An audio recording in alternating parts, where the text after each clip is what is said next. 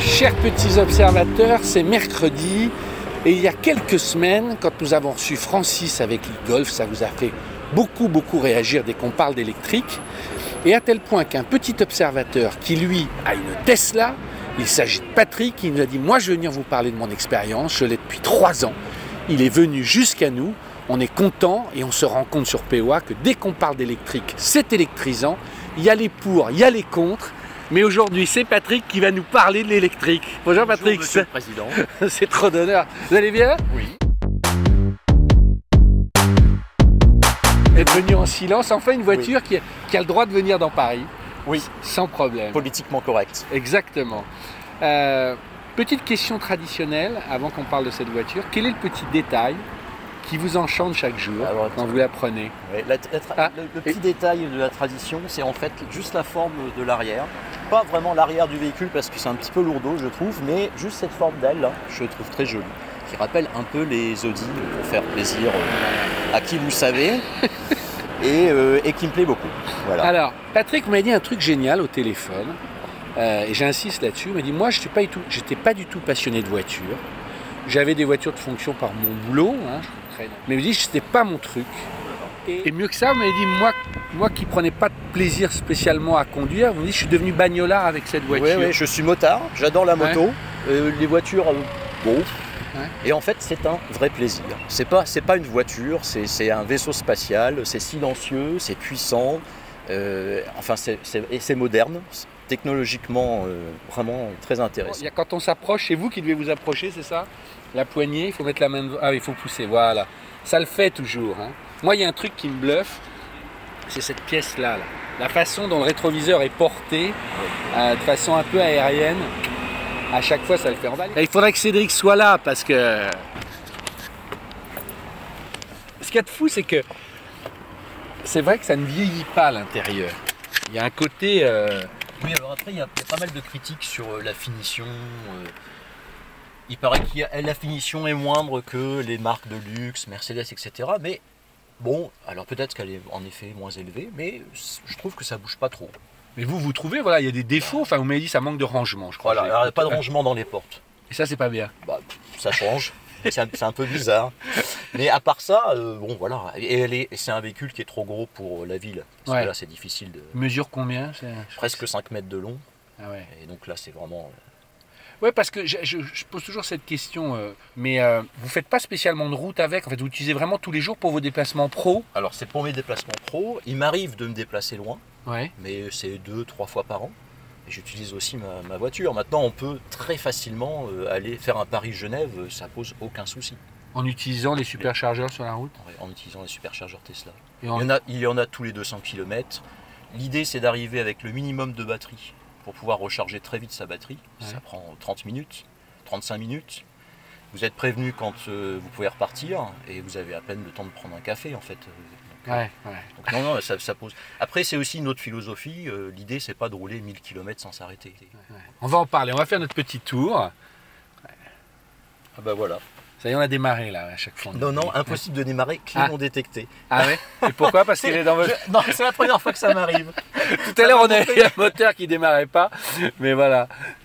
J'ai plus de piles. Alors là, c'est original. Ah, j'adore, on est dans la vraie vie, ça y est. Pourtant... Non, il ne la détecte pas. Alors là, c'est quand même... J'adore. Alors j'allais vous dire, j'ai jamais eu aucun souci. Mais non, mais moi j'adore parce qu'on est vraiment dans le... Peut-être qu'il faut tout éteindre. Et Alors il y a le... Alors je vais vous montrer tous les trucs de Tesla. C'est quoi? La première, c'est rebooter. Ouais. Alors on y va. Rebooter l'écran principal. Ça vous est jamais arrivé, d'accord. Rebooter l'écran principal, c'est appuyer sur les 2 boutons. D'accord. Ça va pas régler le problème a priori. Après on peut... On peut ouvrir la vitre juste pour que Julien entende.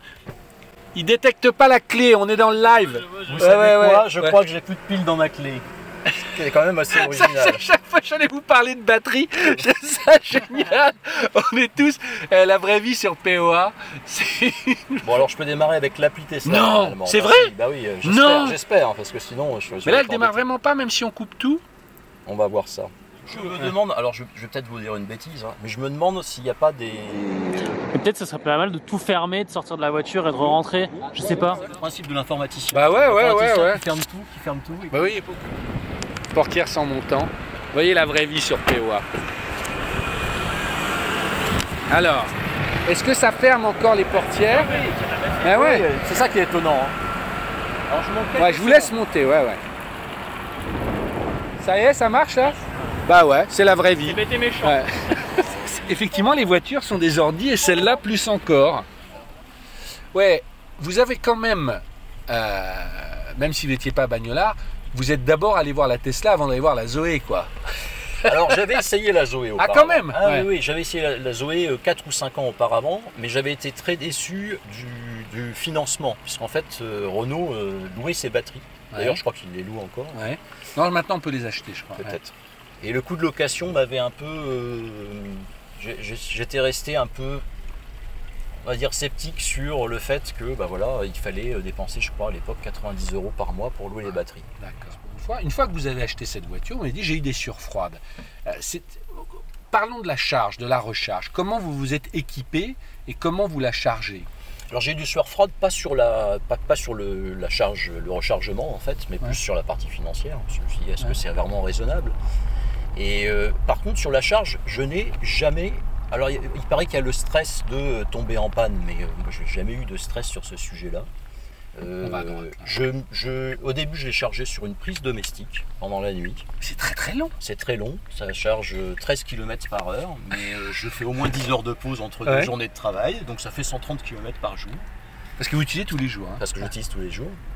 Et puis ensuite, j'ai fait installer une borne, un petit peu plus rapide, mais pas beaucoup plus. Par un électricien? Par un électricien, et ça fait 36 km par heure. Donc là, en heure creuse, vous avez largement de quoi... Et vous avez le détail de ce que ça vous coûte en kilowatts par... Un plein de carburant, on va dire, ça fait 400 km, un peu moins l'hiver, selon les conditions. Et ça me fait, j'ai calculé, ça coûtait 8 €. Alors, montrons justement, c'est grâce à cet écran génial, hein, je crois que quand on met la destination où on veut aller... Où est-ce que vous voulez aller? Alors, imaginons, mettons Tours par exemple. Alors, Tours... En fait, ce que je veux voir, c'est s'il vous dit où est-ce que vous devez recharger. Il faut recharger, puisque il me reste 254 km d'autonomie théorique. Voilà, là-bas, Et c'est lié à la façon dont j'ai roulé auparavant. Et pour aller à Tours, suspense. Et voilà, il propose un arrêt à Orléans. Donc au total, il y a 128 km, 1h49, non, et on fait un recalcul d'ailleurs. 18%, voilà, on arrive à Orléans avec 18% de batterie.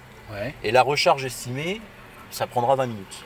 Alors, c'est fiable ou pas? Parce que là, vous jouez votre vie, entre guillemets, à ça. C'est extrêmement fiable. C'est-à-dire que... vous lui faites confiance, il vous dit ça, ok. Au début, je ne faisais pas confiance. Je me disais, on va vérifier. Finalement, à chaque fois que j'ai utilisé sur des superchargeurs, donc des grands trajets, systématiquement, je suis arrivé avec plus de batterie que ce qui était prévu. Et le temps de recharge est extrêmement fiable. L'idée, c'est que plus vous arrivez avec la batterie vide, plus vous rechargez vite. Donc c'est inutile de se dire, oh là, je dois garder 50% de marge, parce qu'en fait, vous perdez un temps fou à recharger avec la moitié de la batterie pour litre. C'est comme l'idée du verre avec la bouteille d'eau. Vous remplacez le verre très vite quand il est vide. Par contre, quand il est presque plein, il faut aller tout doucement. C'est une belle idée. Que je comprenne bien, là, le superchargeur, vous y avez accès gratuitement? Oui, alors... Il était gratuit il y a quelques années, donc avec le véhicule, là la supercharge est gratuite à vie, donc si je vends mon véhicule, le futur propriétaire aura aussi les superchargeurs. Mais c'est pas le cas des nouvelles. C'est pas le cas des nouvelles. Parce qu'il y a trop de monde maintenant. Et puis il y a la sortie de la modèle 3 qui fait qu'il va y avoir beaucoup plus de monde, et donc les superchargeurs seront payants. Il y aura, je crois, un nombre de kilowatts gratuits par an, puis au-delà de ça, il faudra payer. Je sens que tu bouges sur les questions. Non, mais c'est alors d'abord petite observation parce que je suis à l'arrière et là vu que c'est une électrique en fait, donc forcément il n'y a pas de pont ici au milieu. Par contre c'est vachement haut parce que forcément les batteries sont juste en dessous de nos pieds. Donc c'est assez drôle parce que le niveau est assez haut. Je sais pas si devant on s'en rend aussi compte ou pas. C'est bienvenu dans le futur et le futur c'est aujourd'hui et ça fonctionne bien. Après c'est les petits trucs qui sont top, c'est voilà le fait d'avoir Maps et tu l'as vu tout de suite, tu l'as vu qu'il soit assez fluide et réactif et que tu as l'impression d'avoir un grand iPad et que ça fonctionne et tout. Et par contre ce qui je trouve assez drôle c'est que les petits pictos en haut, Je sais pas ce que en pensent les petits observateurs, mais je trouve que maintenant il commence à faire un peu daté. Il devrait peut-être remettre un petit coup dans le design. Ouais, je suis très techno. Bah, c'est mon métier. Donc. Ah d'accord, d'accord. Pour répondre, la version 9 va sortir. Elle est déjà sortie aux États-Unis.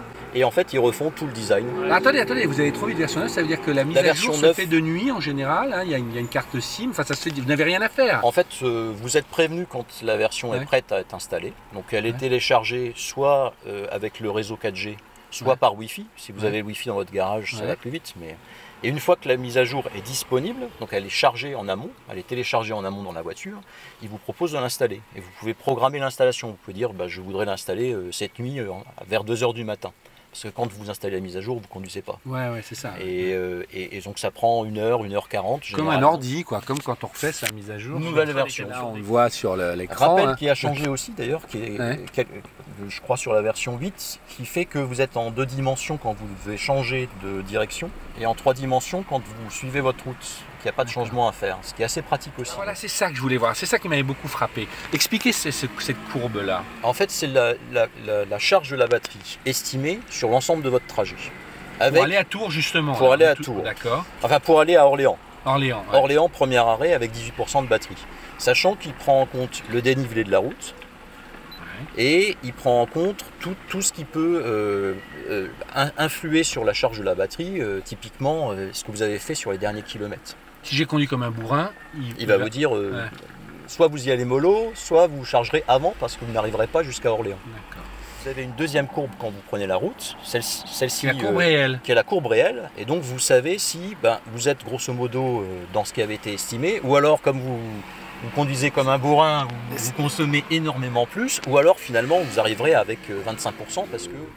Et puis finalement avec l'électrique on s'aperçoit que ce qui est très agréable c'est le silence. Et le silence ne veut pas dire qu'on n'a pas des accélérations dignes de ce nom. Oui, ça va à donf, on sait. Oui. Donc, en gros, justement, l'autonomie moyenne, sans faire des calculs et tout, en gros, c'est quoi? C'est 400 bornes, 500 bornes? L'été, c'est un petit peu moins de 400. Et l'hiver, un peu moins de 350. Ouais, donc on perd avec le froid. On perd avec le froid, avec la densité de l'air en fait. C'est-à-dire? C'est la densité de l'air qui fait qu'il y a plus de frottement. Qui fait qu'on consomme plus d'énergie, comme sur les véhicules thermiques, on ne s'en rend pas compte en fait, l'hiver que l'été.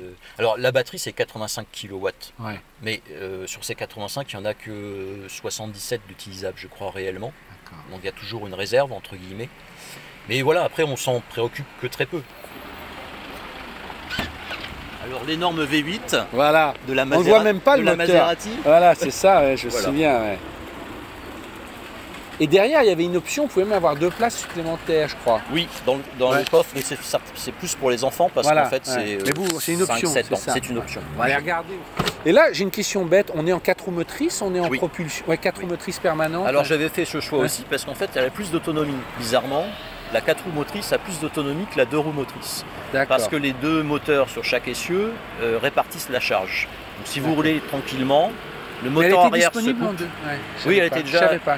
Au démarrage, elle se faisait qu'avec le moteur sur l'essieu arrière. D'accord. Qui est un peu plus puissant en fait. Et là, vous, c'est 4. Donc c'est mieux réparti, on consomme mieux. C'est mieux réparti et surtout, il y a un des 2 moteurs qui se coupe automatiquement si vous consommez. Vous n'avez pas besoin de l'énergie de ce moteur en fait. Quand vous voyez le modèle 3 qui pousse le raisonnement jusqu'au bout à plus mettre d'écran et juste au truc, vous êtes acheteur? Alors je ne l'ai pas vu, mais je l'ai commandé. Ah merde! Ah oui, c'est vrai! C'est pour la remplacer ou en plus? Pour la remplacer. Initialement, c'était pour la remplacer, sachant que je ne sais pas si je la remplacerai. Parce que finalement, j'adore mon véhicule actuel. Mais ce que j'avais prévu, c'était qu'à la fin de la LOA, je la remplace par le modèle 3. Bon, le modèle 3, il n'est pas encore disponible en Europe, donc de toute façon, j'attends. 6-8 mois. Donc l'écran central vous fait pas peur, le fait d'avoir... Non, pas du tout. Bah, plus maintenant. Et c'est vrai qu'il y a beaucoup d'avantages. Lesquels? Il faut comparer les coûts sur 5 ans. Et pour une société, il n'y a pas de frais il n'y a pas de taxes sur les véhicules, il n'y a pas de frais d'immatriculation.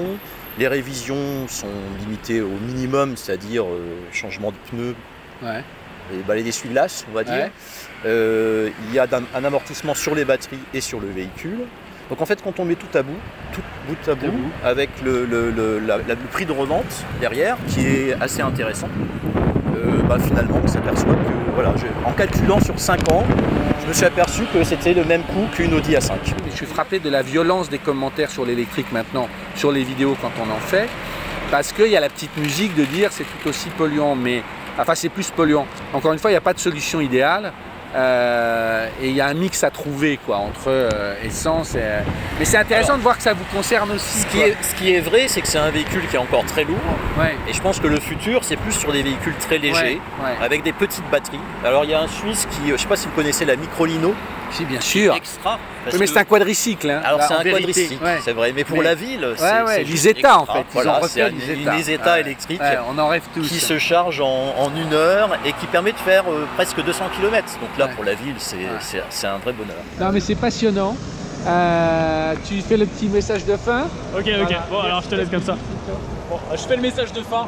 Vous le savez, si vous voulez venir ici, place Saint-Georges, le mercredi, vous envoyez un mail, il est juste dans la description. Et vous n'oubliez pas dans le mail, mettez directement en objet le nom de votre voiture, comme ça on peut directement savoir quelle voiture c'est. A très bientôt pour une prochaine vidéo sur POA. Salut les petits observateurs.